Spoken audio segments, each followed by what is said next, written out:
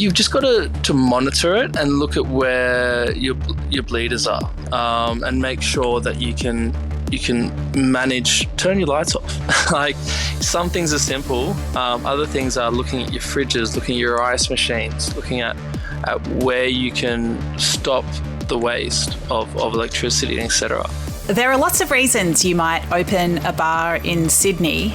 Saving a Queensland rainforest and restoring land to the Kuku-Yalanji traditional owners is perhaps not the most obvious. But that's what Tom Bulmer is doing at Daintree Sydney in the much maligned but fast improving Rocks precinct. It's a fascinating project. I'm keen to find out more. Tom, welcome. Thanks for having me today. Yeah, it's really great to have you on the show. Tell us about Daintree Sydney. So Daintree Sydney is really an initiative that comes out of the fact that, after working 20 years in hospitality, just the amount of waste and the amount we take from the land, we really wanted an opportunity to give something back to the land. And so with Daintree, we wanted not only to have sustainability, but what can we actually do to make sure that this world's still here for our kids? And yeah, I mean, that sounds very worthy, but a big project. Like, how do you begin to tackle that? Look, I'm not going to lie, it's hard. Being in hospitality, there was a lot of sort of obstacles and things you have to really think through. Obviously, the charities is really important. And with that respect, like, we weren't in a position to consider opening our own charity, let alone teaming up with the local Indigenous tribes effectively. We work with a project called Halfcut, who, lovely guy, Jimmy Halfcut himself, and he organises all the charity initiatives on the land, and he speaks with the proper Indigenous communities as well to coordinate the charity arm. We focus on making sure we can raise money for them. Okay, amazing. So as I understand it, you donate half your profits to Halfcut, and then they go on and use those funds to purchase land to restore to the traditional owners, but also to undertake restoration projects in the Daintree rainforest itself. Is that more or less the pathway? That's the main pathway. Not like, the way we look at it is 50% of our rainforests are gone. So why not give 50% of the profits back to restoring them? Yeah, right. Well, it's a very neat formula, I guess. And I mean, what is it about rainforests particularly that resonated with you, Tom? Well, I mean, for me, rainforests are the lungs of the world. This is about making sure that, it's that we still have good breathable air, but also making sure that these rainforests that still remain are actually going to be there. I mean, we forget that all our cities that lie on the water were fundamentally in forest areas, including the rocks, and that all this native land has been lost. We need to hold on to what's left. I mean, I love, like, my memories going into the country to see the family in Lakes Entrance and being in those forests. And when you go back there now, a lot of those are gone. Hey, you're a Gippsland boy. Yeah. Well, I'm not. The family comes from that way. Right. Yeah, I love that part of the world. And as you say, I mean, yeah, apart from deforestation, so much of Gippsland has been severely impacted by bushfires. So it's, yeah, certainly, I guess, it's interesting, these connections that you're trying to draw. I mean, how responsive do you find your customers who might just be, thinking they're popping in for a drink, and then they've got, these broader messages that are, around them? Well, look, they're honestly just overwhelmed. Like, a lot of the time, they come for the Australian native ingredient cocktails and things like that, but they look around, and the charity itself is explained on the wall. So there's an entire artwork by a local artist called Felix Saw, and we're slowly colouring that in for every 100,000 trees that we plant. So they literally look at the tally, and they're just like, that they know that they're part of something greater than just having a drink. It honestly, it just makes people feel good. It makes people feel good that they're not only having the drinks they plan to have, but they're doing something while drinking. And how does it make you feel? It's like, honestly, if you sit back and look at it, which is pretty hard in December, it's amazing to be part of it. This was something that with my family in Gippsland, we used to, one of our great grandfathers actually ran a school for Aboriginal people.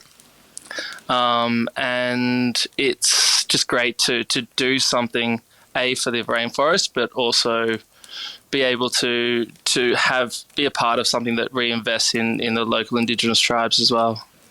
How much money have you raised so far? So far, we've raised 52,000, and we haven't looked at December's tallies yet, but we're hoping that in the new year we can get that up to 100,000. Oh, it's really excellent. And Tom, tell us about yourself. Like you said, you've been in hospitality for 20 years. What's your pathway been? 20 years in, there's been a lot. I've always worked in sort of rum bars and hotels and different things around Australia and the world.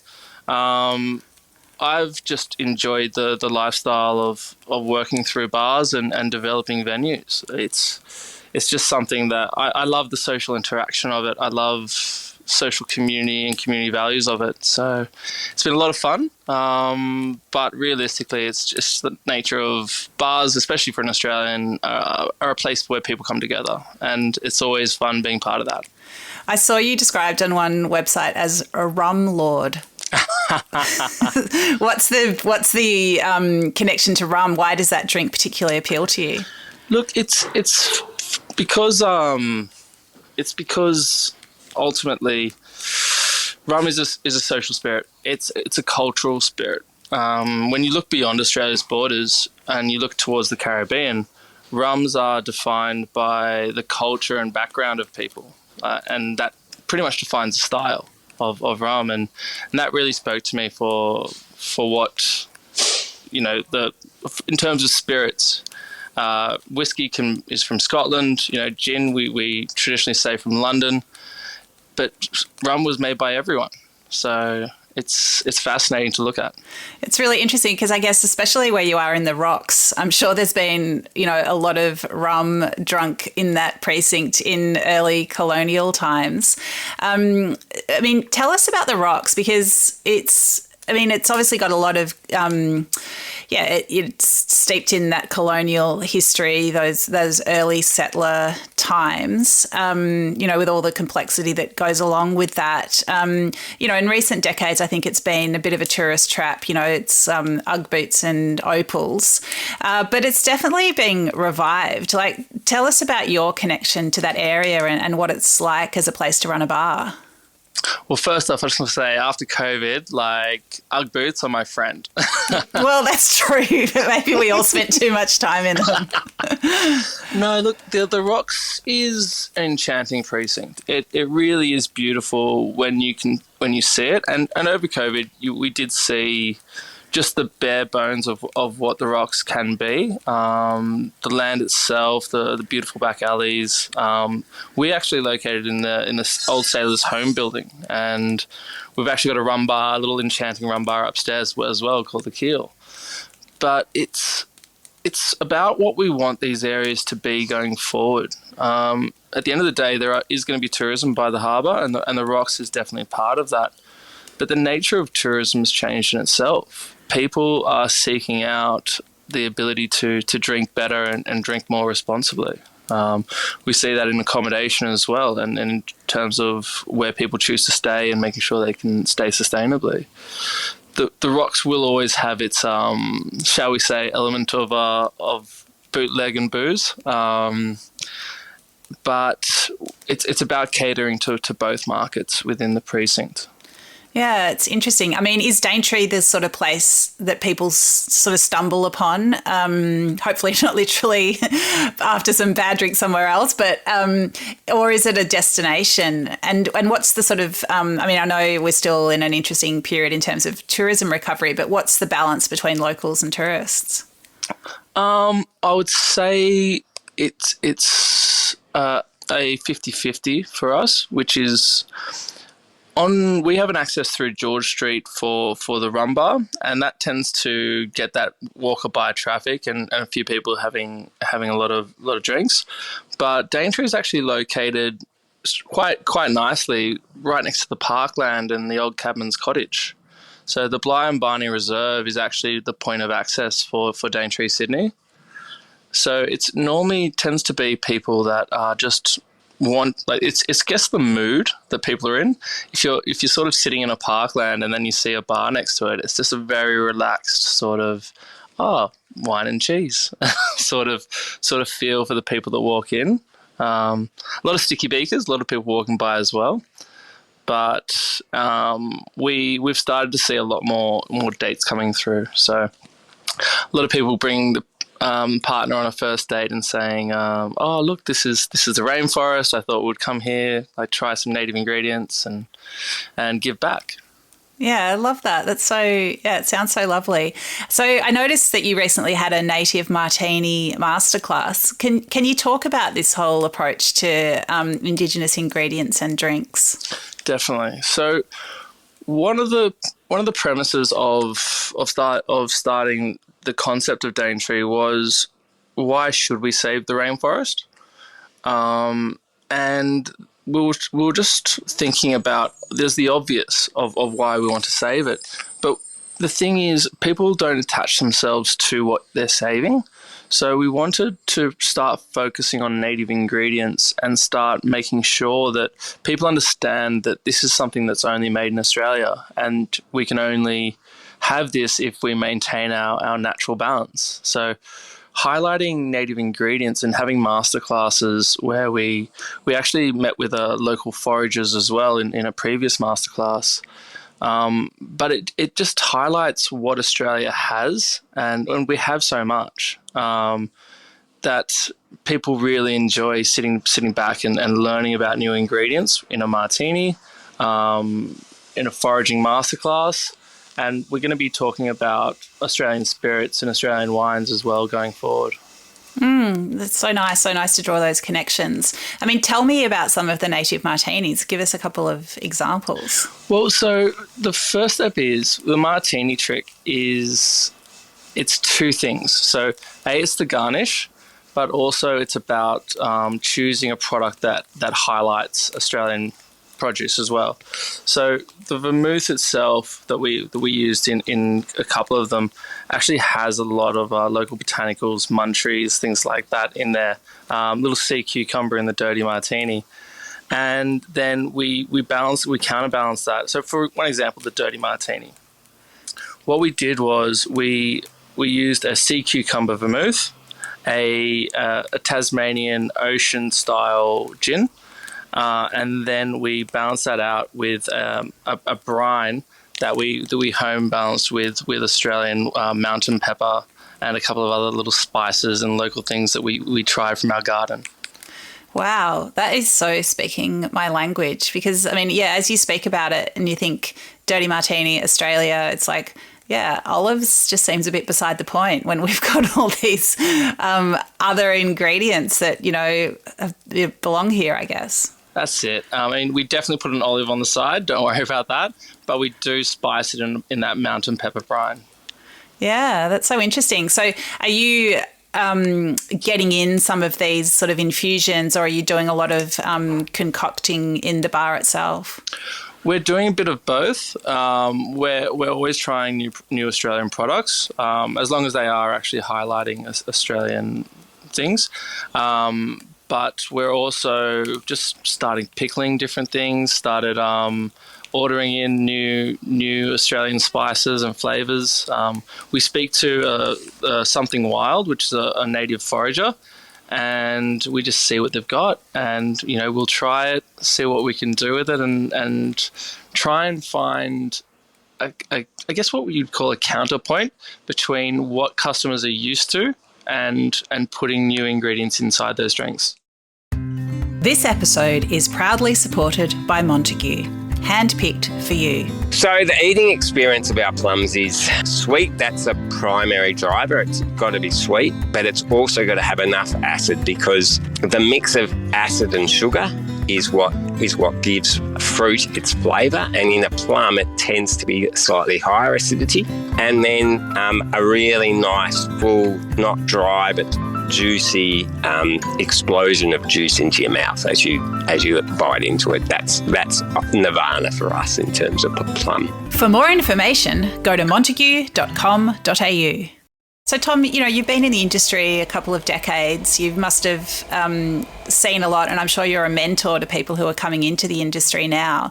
What changes have you seen over the years, it's culturally, I guess, in terms of bar work?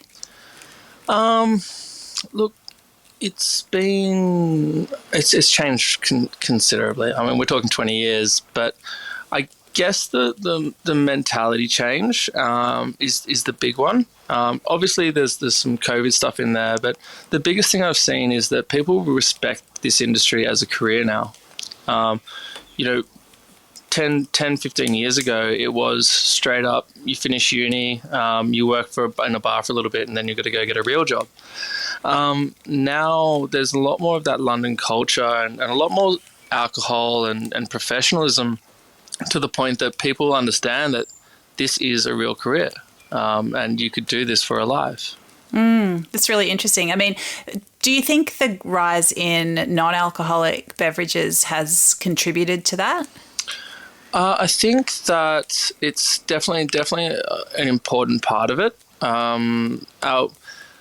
It's just crazy that we didn't get there sooner with non-alcoholic cocktails and spirits and etc., considering how many people choose not to drink. But that's just a part of a culture. Like, we just have to appeal to everyone at the end of the day. Non-alc cocktails are definitely an area we needed to get into more, and having lifestyle venues is a really important part of that. So I don't think we're there yet on exactly how far we need to go, but I think it's a really interesting part of it. Yeah. I mean, what's a non-alc cocktail that you're loving at the moment? Honestly, I've been just playing around in the garden. I tried a Davidson plum soda.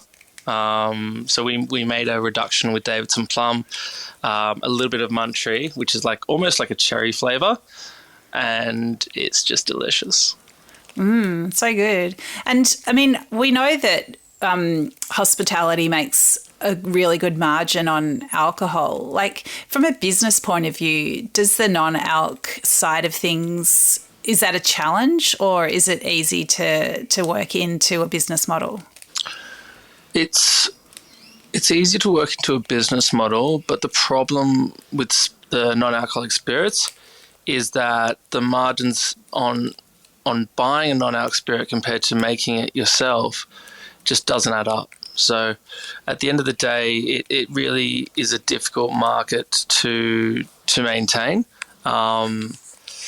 because the profits on alcohol are good, but wages are ever increasing right now. So it's a double-edged sword on when you're making non-alc cocktails. The question is, can you create a point of difference relevant enough to the consumer to either make it enjoyable or make it worth their time? So are you saying you wouldn't necessarily purchase non-alcoholic spirits because of the margin on those? Like, you wouldn't be able to pass that on. You might as well make, as you're speaking about, more of a soda type thing in-house. Is that what you're saying?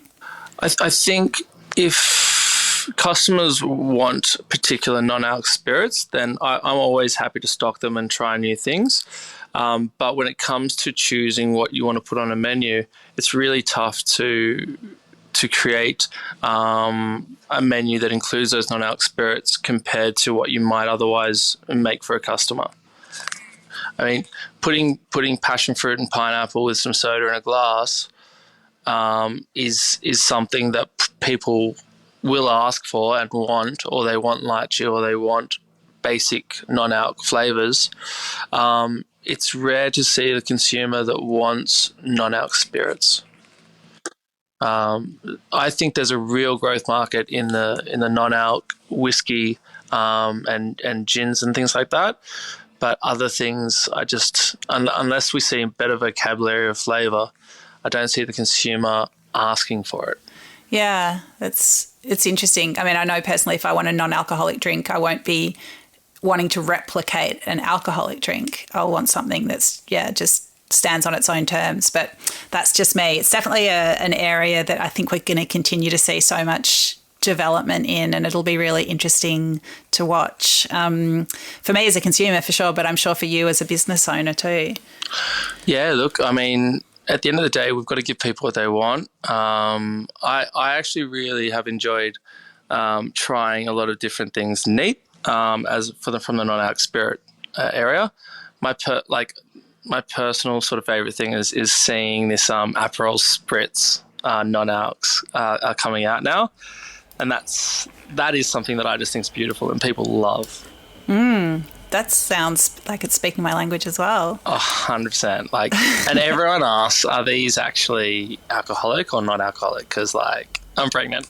So it has been really interesting to see those sorts of things come forward, things that people could otherwise not produce in terms of flavour. So, Tom, I know that other sustainability initiatives are a really big part of what you do at Daintree Sydney. Can you talk about some of those environmental pledges that you've made?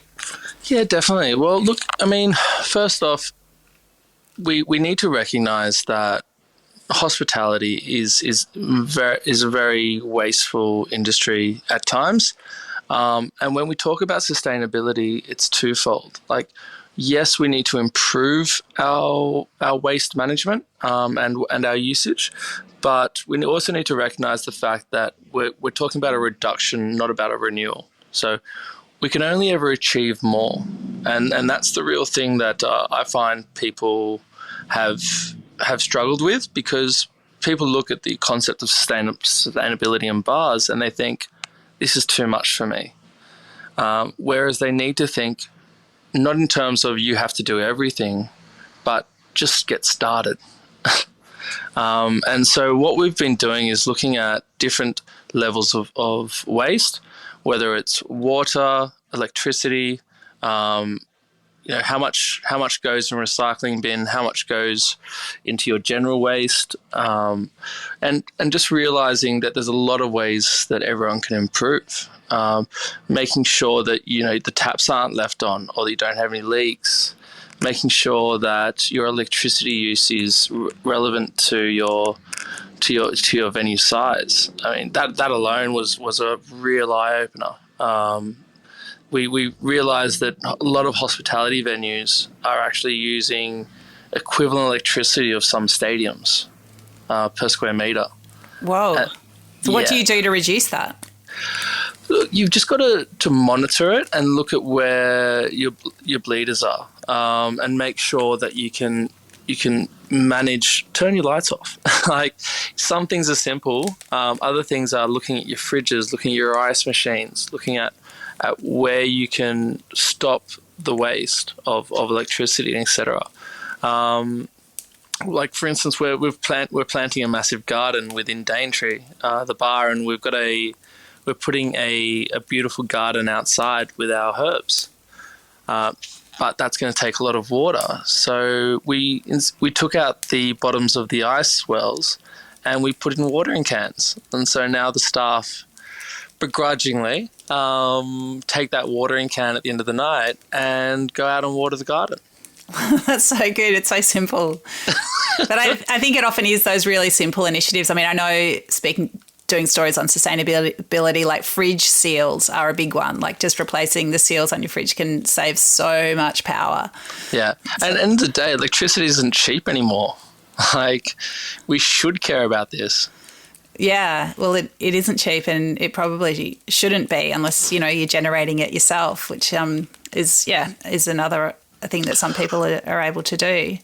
Well, this is really interesting. Side topic is the fact that not enough bars are using clean energy in their venue. They're not looking at their energy bills and thinking, hey, I need to use renewable energy. And then to top that off, even the energy you're choosing to use probably isn't actually running to your venue. If you're choosing solar, in a nighttime economy business, then I can hands down tell you, you're not getting solar energy into your business. You're still using coal. Yeah. I mean, power markets are pretty complicated, so I'm not going to dive into deeply, but I feel like like I buy green power for home, and it's not that I then think I'm getting a different like cable that's into the home that's all like green and bird and animal and forest friendly, but I feel like I'm investing in green power. So hopefully it's the same even if you're turning the lights on at night. Yeah, I mean, we're definitely getting there, but these, like, it's just, I guess, without delving too deeply into it, it is about just ultimately looking at the energy you're using in a venue and making sure, especially when you're closed, making sure that the energy requirements of the business aren't quite high.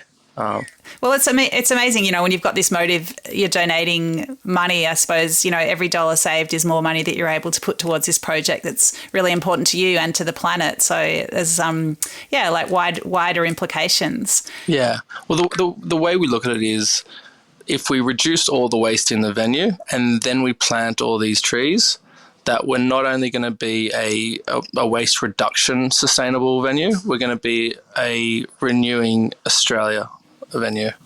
I love the ambition. Tom, let's finish with the drink that you would serve me. It's a hot January day in Sydney and I'm really thirsty. I roll up to Daintree. Maybe I've sat in the park for a while and sunned myself and I need something refreshing. What are you going to make for me?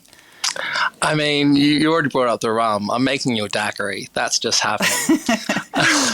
But what I'd probably do is throw some Kwandong reduction in there and use Husk Northern New South Wales Tumblegum Agricole rum. And basically that's going to be a really uplifting, simple flavour, some cold pressed lime juice, and just served in an ice cold glass. Yum, thank you. I would love to see that being pushed towards me across the bar. Tom, so good to chat to you. Thank you so much for sharing the story of Daintree Sydney, and all the best with all your great projects. Great, thanks a lot. Really appreciate your time. This is Dirty Linen, and I'm Dani Valent. We air the issues that the hospitality industry finds hard to talk about, hearing from different people with unique perspectives. We want to hear from you as well. If you have something that needs to be said about a topic, get in touch so we can include your perspective. Contact us at dirtylinen@deepintheweeds.com.au or hit us up on Insta at Dirty Linen Podcast. We can't wait to hear from you. This